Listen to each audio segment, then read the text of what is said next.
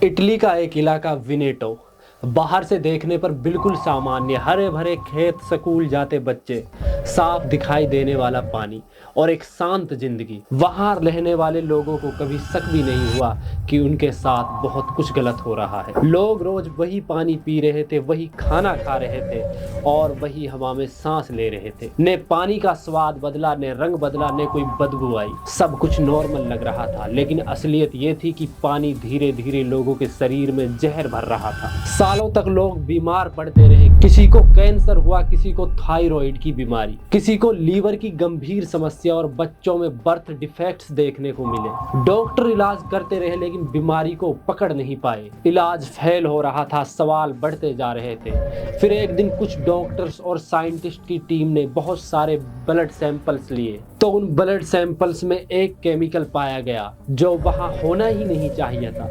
यहीं से पूरा मामला पलट गया। जांच शुरू हुई, पानी की पाइपलाइन, जमीन, ग्राउंड वाटर, सब कुछ टेस्ट किया गया। हर जांच का जवाब सिर्फ यहीं पर जाकर रुक रहा था, एक केमिकल फैक्ट्री। इस फैक्ट्री का नाम था मिटेनी। मिटेनी फैक्ट्री से निकल रहे थे PFAS यानी फॉरएवर केमिकल्स। फॉरएवर इसलिए क्योंकि ये केमिकल्स एक बार इन्वायरमेंट में पहुंच जाएं तो कभी खत्म नहीं होते। ये पानी में घुल जाते हैं, मिट्टी में समा जाते हैं और फिर फूड चेन के जरिए इंसान के शरीर तक पहुंचते हैं। विनेटो इलाके में 3 लाख से ज्यादा लोग इन केमिकल के संपर्क में आ चुके थे। यह कोई छोटा पोल्यूशन नहीं था, ये एक साइलेंट ह्यूमन डिजास्टर था। जब ये बात पब्लिक हुई तो पूरे इटली में हड़कंप मच गया। गवर्नमेंट को एक्शन लेना पड़ा, इन्वेस्टिगेशन हुई, रिपोर्ट आई, साफ हो गया कि ये एक बहुत बड़ा केमिकल क्राइम था। मिटेनी फैक्ट्री बंद की गई, इसके मालिकों पर केस चला, गिरफ्तारी हुई और कोर्ट ने माना कि फैक्ट्री ने लोगों की जान से खिलवाड़ किया है। साल 2018 में इटली की गवर्नमेंट ने इस कंपनी को ऑफिशियली बैन कर दिया। रीजन साफ था, इस फैक्ट्री से निकलने वाले केमिकल्स हेल्थ और एनवायरनमेंट दोनों को नुकसान पहुंचा रहे थे। इसे ह्यूमन डिजास्टर माना गया। ऐसा लगा कि अब जस्टिस मिल गया है, लेकिन कहानी यहीं खत्म नहीं होती।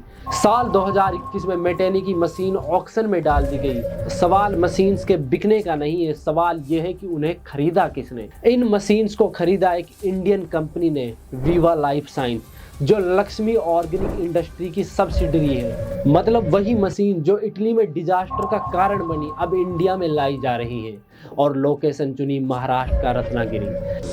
A chemical plant in Italy shuts down after poisoning the drinking water of 3 lakh people. Soon after, the owners and bosses of the company are convicted. Its name becomes a symbol of toxic greed and its doors are sealed forever.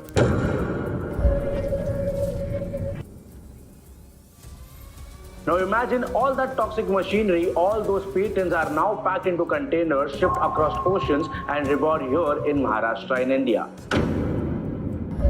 यानी जो जहर पहले Italy के विनेटो में फैला, अब वही रत्नागिरी में फैलने की पॉसिबिलिटी पैदा हो रही है। अब सबसे बड़ा सवाल यह है कि जब इटली में ये साबित हो चुका है कि केमिकल जानलेवा है, फिर इंडियन गवर्नमेंट ने इन्हें यहाँ आने की इजाज़त कैसे दी? क्या गवर्नमेंट को यह पता नहीं था? और अगर पता था तो फिर भी इजाज़त क्यों दी गई? इसका जवाब सीधा और कड़वा है। PFAS यानी फॉरएवर केमिकल्स को लेकर हमारे देश में कोई सख्त कानून है ही नहीं। फॉरएवर केमिकल्स को रेगुलेट करने के लिए इंडिया में आज तक कोई क्लियर और स्ट्रिक्ट लॉ मौजूद नहीं है। जब कानून ही नहीं हो तो रोक कौन लगाएगा? Without proper laws, without public awareness and without safety nets.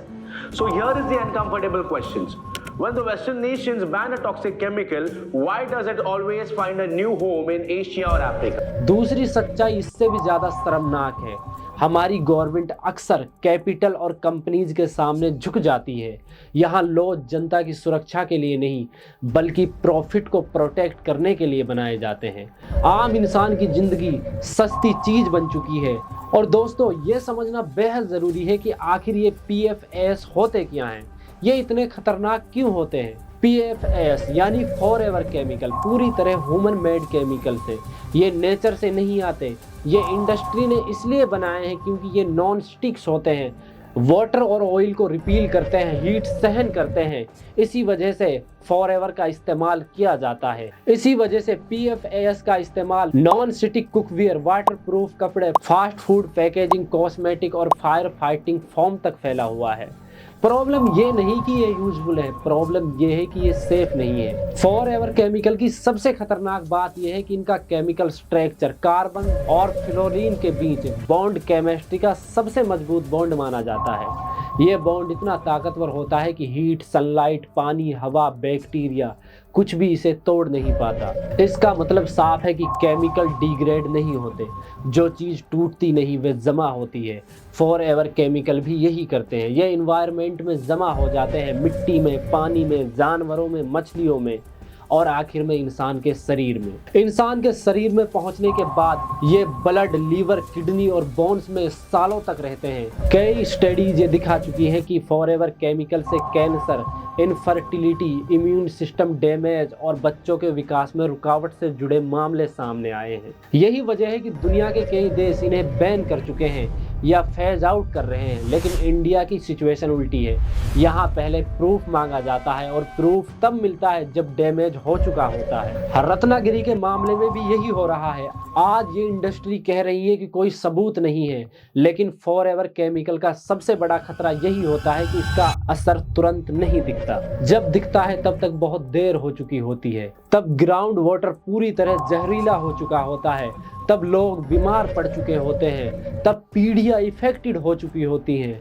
अब सवाल यह है कि सरकारें आगे क्या कर सकती हैं। सबसे पहला कदम फॉरएवर केमिकल्स को लेकर एक सख्त क्लियर कानून बनाना। ऐसा कानून जिसमें PFAS की मैक्सिमम लिमिट तय हो, मॉनिटरिंग कंपलसरी हो और वॉयलेशन पर सीधी सजा हो। दूसरा कदम इंडिपेंडेंट मॉनिटरी सिस्टम। कंपनी के भरोसे पर टेस्टिंग छोड़ना बंद करनी होगी। वाटर, एयर, सॉइल के टेस्टिंग गवर्नमेंट और इंडिपेंडेंट लैब से नियमित रूप से होनी चाहिए और उनकी रिपोर्ट पब्लिक डोमेन में आनी चाहिए। अगर किसी केमिकल पर शक है कि वो हार्मफुल हो सकता है तो उसे रोकना चाहिए, न कि तब तक इंतजार करना चाहिए तब तक लोग मरने न लगे। लेकिन सबसे बड़ी ताकत जनता के पास होती है। अगर आवाज़ नहीं उठाई तो रत्नागिरी कल का इटली का वेनेटो बन सकता है। एक ऐसा इलाका जहां बाहर से सब नॉर्मल दिखेगा लेकिन अंदर जहर बह रहा होगा। सबसे कड़वी सच्चाई यही है कि हमारे देश में अवेयरनेस बहुत कम है। सरकार अक्सर तब जागती है जब डिजास्टर हो चुका होता है। उससे पहले सवाल पूछने वालों को चुप करा दिया जाता है, प्रूफ मांगा जाता है और जब प्रूफ आता है तो लाशों के साथ आता है। हम अपने आप को दुनिया का सबसे बड़ा लोकतंत्र कहते हैं। इलेक्शन के समय बताया जाता है कि एक एक वोट की बहुत कीमत होती है, लेकिन हकीकत दोस्तों ये है कि एक आम इंसान की ज़िंदगी की कोई कीमत नहीं होती। सवाल पूछना ज़रूरी है, आवाज़ उठाना ज़रूरी है, क्योंकि चुप्पी सबसे बड़ी परमिशन होती है। अगर आज चुप रहे तो कल कोई जवाब नहीं मिलेगा।